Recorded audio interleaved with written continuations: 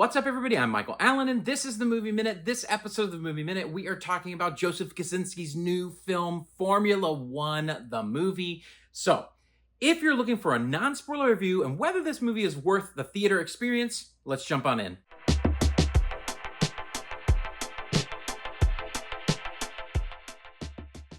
All right, so let's talk about Formula One. I know very little about Formula One racing. I'm going to be honest about that. The extent of my driver knowledge is Dale Earnhardt Jr.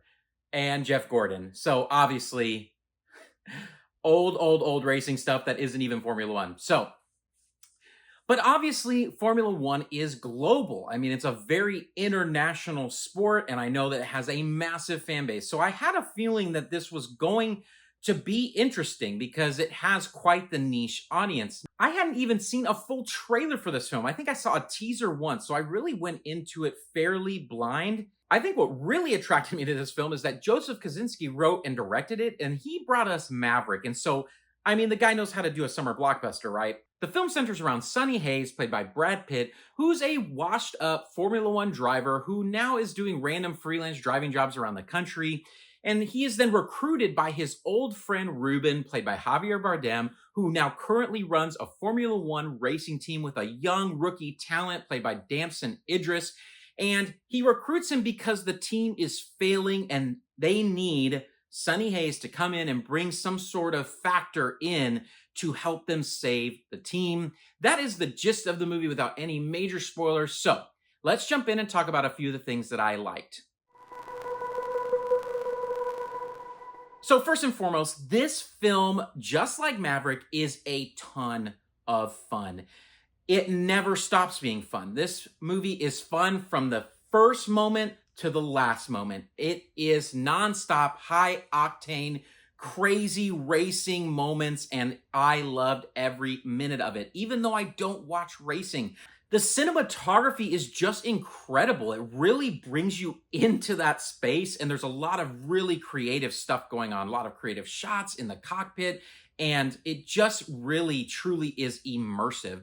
The sound as well adds to that. It's just brilliantly designed. I mean, all of those elements of the engines and the shifting and the brakes and the crashes and the crowds, all of that stuff is expertly mixed and paired well with an incredible soundtrack.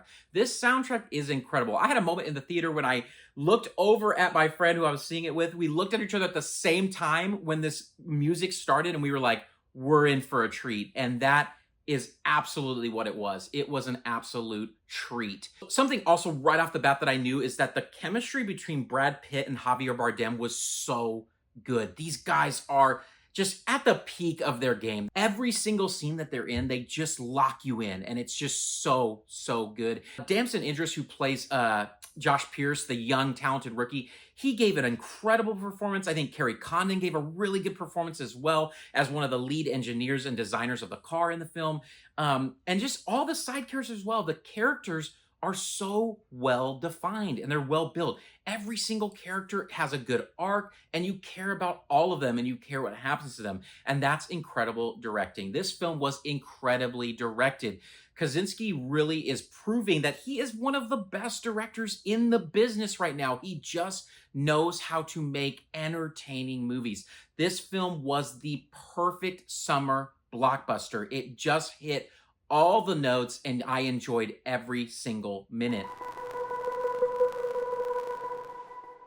I honestly don't have almost anything to share for bad things. This film was so fun. I think the only thing was that the film is a bit long. It's 2 hours and 35 minutes long. And you feel that for a tiny little moment in the middle of the film that I think they could have cut, but that's the only thing. That was literally my only nitpicky thing from this film that I didn't like.